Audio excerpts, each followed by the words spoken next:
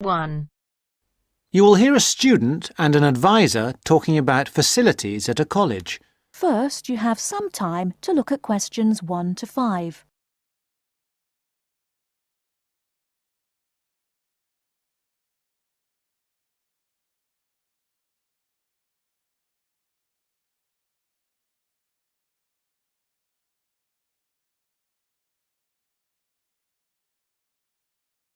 Now we shall begin. You should answer the questions as you listen, because you will not hear the recording a second time. Listen carefully and answer questions 1 to 5. Hi, I wonder if you could help me. I'm starting a course at Glenfield in a few weeks. I was just a bit worried about what facilities there will be and what I'll have to do. I'm especially interested in health and welfare stuff. Certainly. We normally send out a copy of our leaflet, Staying Healthy at Glenfield. I'm not sure why you haven't had it. Well, could you answer a few questions for me? Firstly, I'm wondering about how I get a doctor when I arrive. Well, you can register with the University Health Centre on North Campus. And do I have to pay for that? Not to register, but if you have to get medicines, there's a prescription charge of £6.50. Okay. Well, I'm not planning to get ill. That's only going to arise if I have any problems. So, should I just go along when I arrive? That's what we recommend for peace of mind, but it's not compulsory, and if you don't live inside the catchment area, you can't in fact register there. Where do you live? Well, at the moment I'm staying at the backpackers hostel in Hill Street, but I will be moving from there shortly, somewhere nearer. Well, there's a map at the centre which shows you the area that the university practice can accept people from. It's what we call the yellow zone. If you live outside that area, you have to find another medical centre to register with. It sounds like I'll only qualify after I move. I think you might be right. Then, in addition to the health centre, there's a free counselling service for all students situated on the North Campus. You don't have to register. They also have drop-in sessions. I say it's free, but that's only for up to 8 sessions. Beyond that, they normally refer people elsewhere. Sounds serious. Well, it's not just for big problems. People go there for advice on housing, workload, whatever, really. They can even arrange financial help. Is it confidential? Absolutely. Then again, a lot of students prefer to phone the Nightline service, which is run from an office on the central campus. They don't really encourage people to drop in. I see. So it's basically a free phone line. The number, if you want to make a note, is 0900 762 5913. I'll say it again. 0900 762 5913. Fine. Well, I hope I won't need any of these. What I will want is access to some gym facilities. Right. Well, you'll find those on the South Campus in the Sports Centre. It's great, but it's not free. You have to present your student card and pay a fee of £22 to get a pass. But that will last you for the whole year. Before you hear the rest of the conversation, you have some time to look at questions 6 to 10.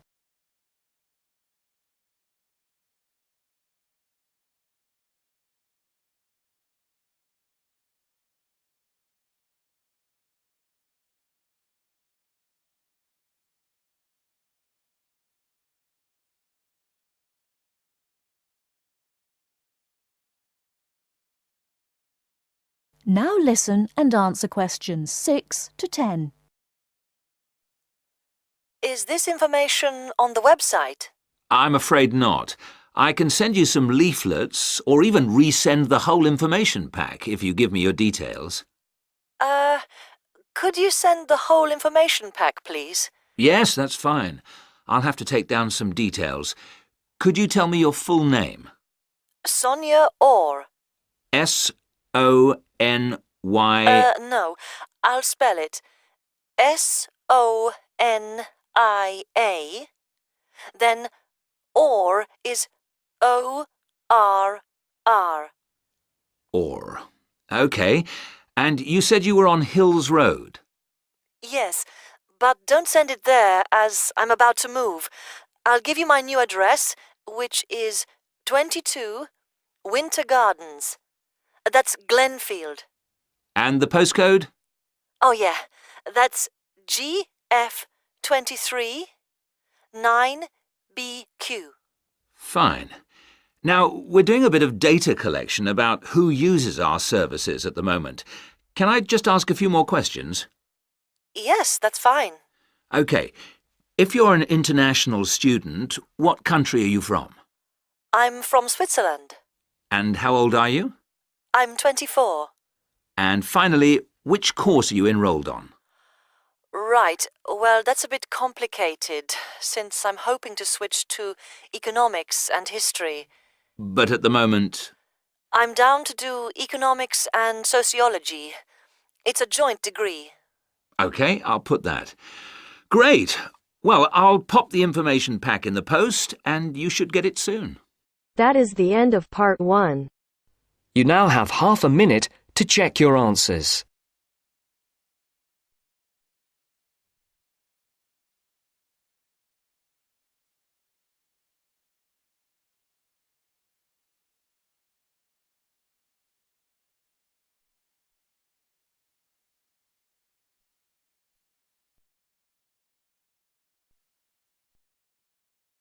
Part 2.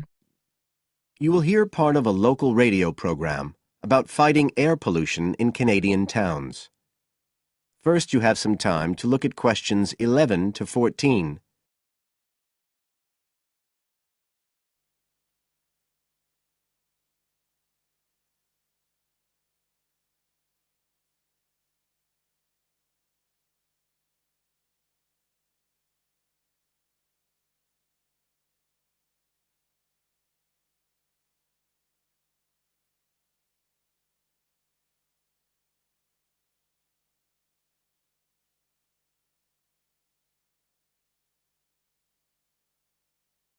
Now listen carefully and answer questions 11 to 14. Good morning, folks, and welcome to the information roundup on your own local radio station. This is Larry Knowles talking to you this morning on Tuesday, the 25th of May. And the first item coming up is a reminder to you all out there about Canadian Clean Air Day, which is on June 6th. In case you weren't around for the last one, this is a chance for Canadians everywhere to focus on the problems of air pollution and to actually try to do something to help reduce the problem. How many Canadians do you think die annually because of air pollution? 2,000? 3,000? Well, the rate is a staggering 5,000, and it's likely to grow unless we do something. And it's this concern with your health that's the driving force behind the government campaign that is sponsoring Clean Air Day. So what causes air pollution in the first place? Well, the transportation sector accounts for 27% of all greenhouse gases produced in Canada. It's also the biggest source of that thick, polluted air from traffic fumes that we call smog. And it's the tiny particles and ground-level ozone in smog that are the main causes of health problems and even deaths across the country. Of course, it's worse in the big cities, but researchers have only recently realized that all you need are low levels of air pollution to seriously damage your health, so we're all at risk. You now have some time to look at questions 15 to 20.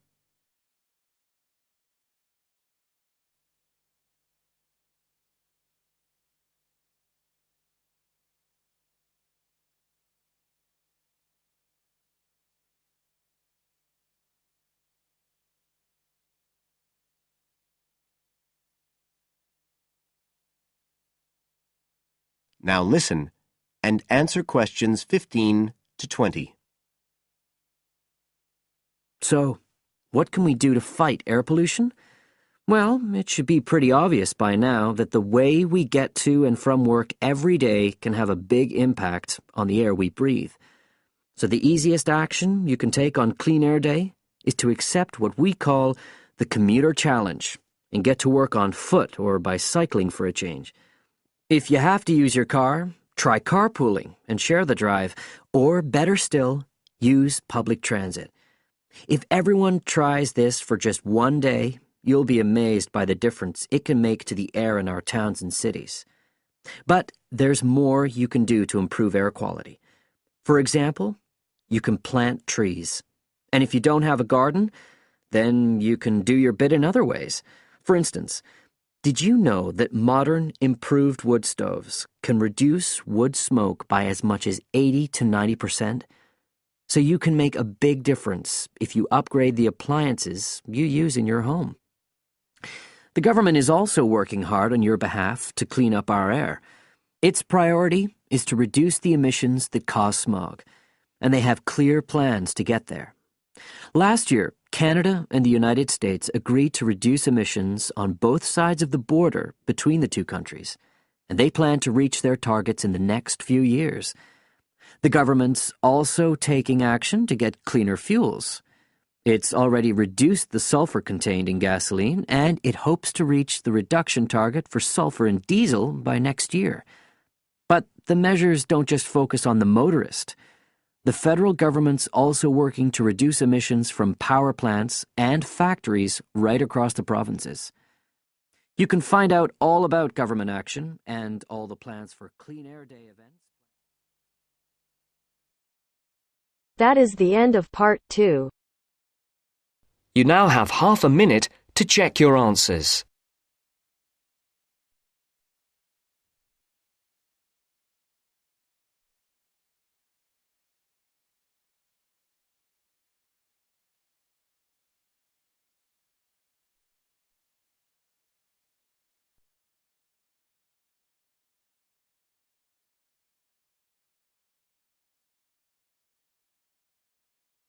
Methods course. A girl called Leela and a boy called Jake having a seminar with their tutor. Now you have some time to look at questions 21 to 24.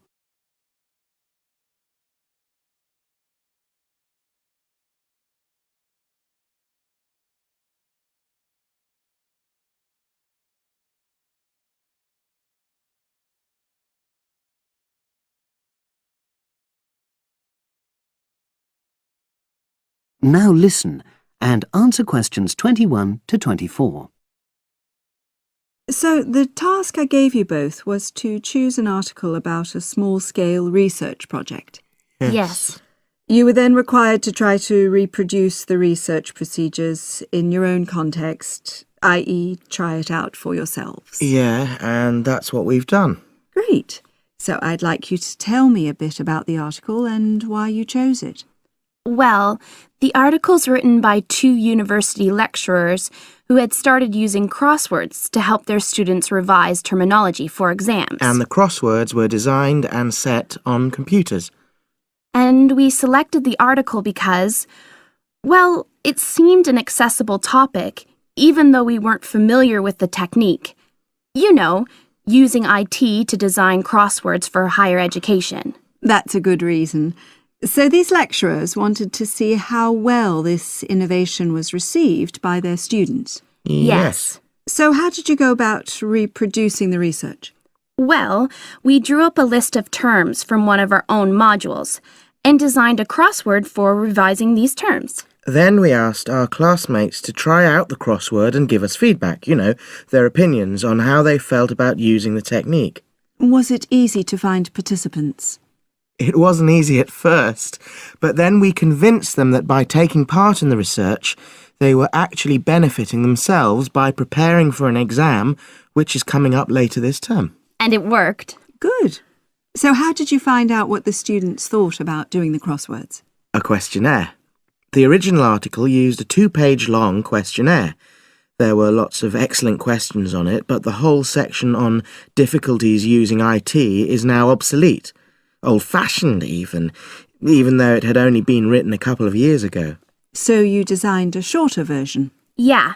Then we sent it to the 40 students by email and got 28 replies. I was taken aback by the fact that everybody we talked to thought this was a good return. I mean, the responses were well written. You know, people had taken a lot of care, but I was really disappointed with the low numbers. Yes, an important lesson to learn for an apprentice researcher. Yeah. Now you have some time to look at questions 25 to 30.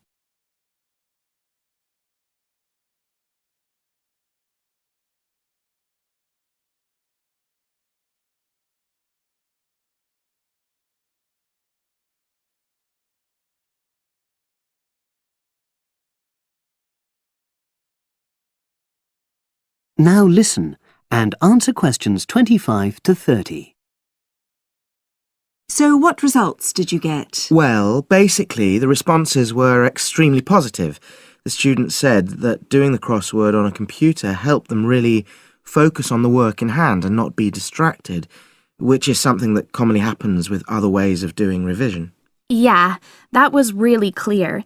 But something that struck me was that having fun hardly featured in their responses, nor did anything to do with spelling of hard words, which I thought would be an obvious benefit. No? Okay. Respondents also said that doing the crossword hadn't really increased their general motivation to study, but that it had highlighted the gaps in their memory so they knew what further work was necessary. Right. So how did your findings tally with those of the original researchers? There were lots of similarities, but... There were probably two main differences. We found that more males than females liked the technique, whereas the original study found the reverse. Also, our respondents said they wouldn't mind doing a crossword as a final official exam, whereas in the original study, students said they would hate doing it even if it meant having a shorter test. But of course, both sets of respondents said they'd be interested in doing more crosswords for informal purposes, revision, and so forth. Right. So let's have a think about the whole project and what you've learned from doing it. Well, it was very time-consuming. Yeah, and I don't think we managed that aspect very well. It could have been worse. I mean, we didn't have a lot of data, so we didn't have to spend ages processing it. And of course, we'd already done a course on numerical data processing, so there wasn't much new there. Yeah, that's true. Anyway, I think we designed our questions well so that they gave us manageable data. Yeah, it really helped having the original study to guide us, as it were. And that helped us to see what a good research instrument is. What a good questionnaire should be like. Absolutely. We got a lot from that. But when we were writing up the project, I'm not sure whether we'll know how to acknowledge the work of the original study. You know, our referencing. No, that's something we'll both have to work on in the future. Actually, that part's been great. Finding ways to share and support another person. That's the real plus from the project. Learning ways to do that. Well, it's obviously been very successful. That is the end of section 3. You now have half a minute to check your answers.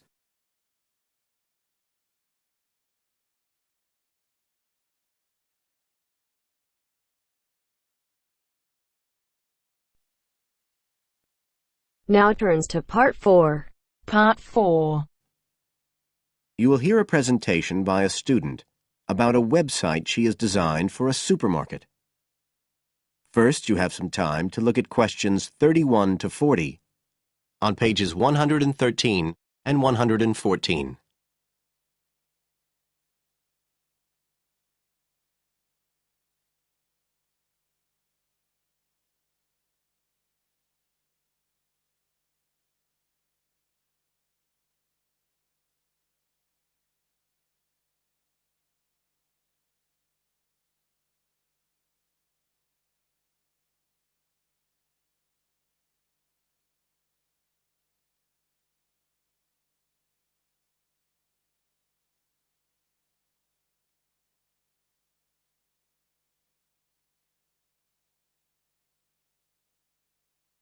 Now listen carefully and answer questions 31 to 40. For my website design project, I decided to approach SuperSave supermarkets because I have an evening job at the supermarket, so I already have a slight insight into their organisational goals and workings. The field research for my project was in 2 stages. First, I had an interview with Mr. Dunn, who is in charge of SuperSave's customer care department. I discussed the project with him in order to identify the supermarket's requirements. Mr. Dunn said customers are often unwilling to make a face-to-face complaint when they've experienced difficulties with a product or a member of staff or anything related to the supermarket. So he said a website which allowed members of the public to get in touch with the organisation and bring the problem to their attention in a private manner might be very useful, and we agreed that I'd work on this. For the second stage of my research, I devised a questionnaire to put to SuperSave customers. I needed to find out about the customers' experiences of problems together with their attitudes towards making complaints, both directly and indirectly. I used a mixture of closed questions, such as, have you ever experienced a problem at any SuperSave store? And open questions, such as, what would you find helpful about a customer complaint website?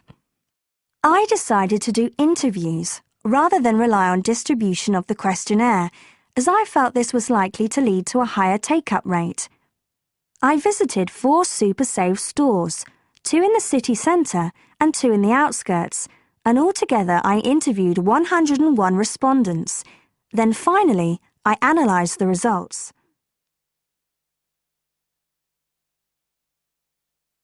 I found the results of the questionnaires to be very informative.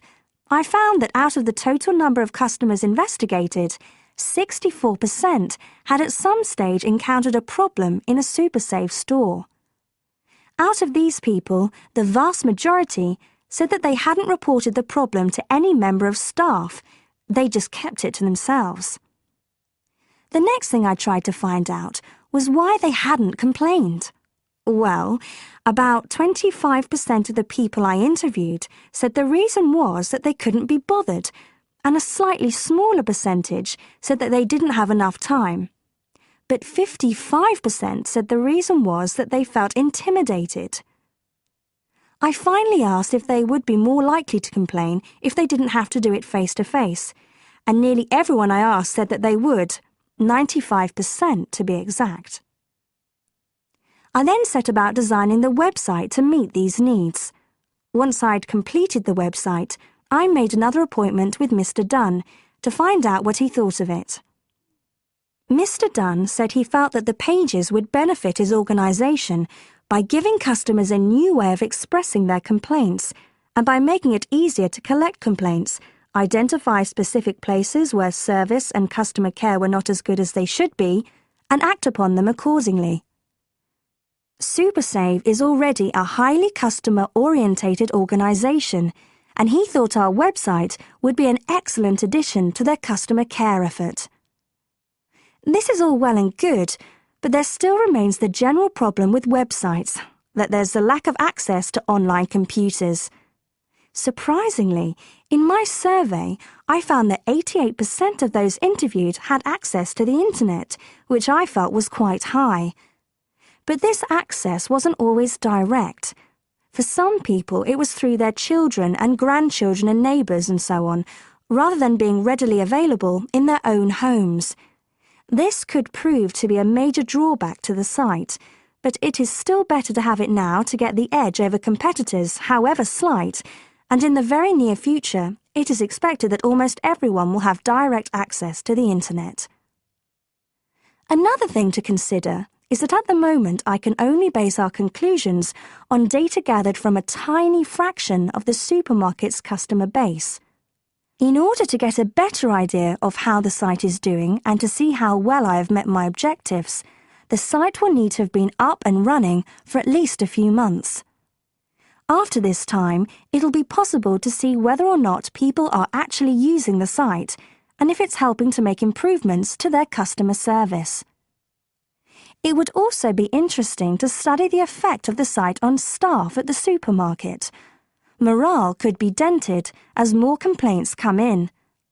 Staff may feel they are being unfairly criticised and that there is no need for another way for customers to complain. But also, the site could boost morale by making staff come together to overcome the constructive criticism, and they may gain more job satisfaction by knowing that they are making a difference to the customer. So, overall, I feel my website has met my objectives, but there is scope for improvement and expansion. Are there any questions? That is the end of part 4. You now have half a minute to check your answers.